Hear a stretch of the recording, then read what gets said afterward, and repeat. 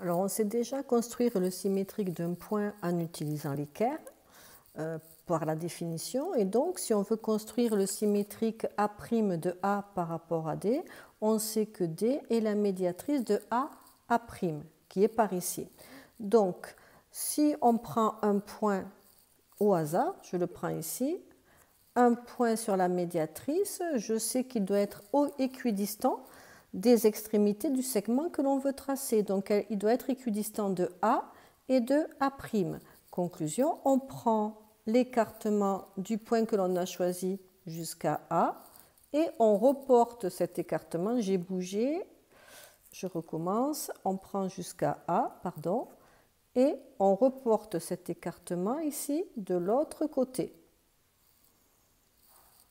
Et comme il me faut un deuxième arc de cercle pour l'intersection, j'en prends un autre assez éloigné du premier.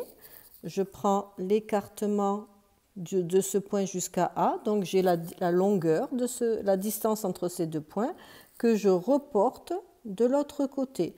Comme ça, ces deux points sont équidistants de A et de A', et on a ici le point A'.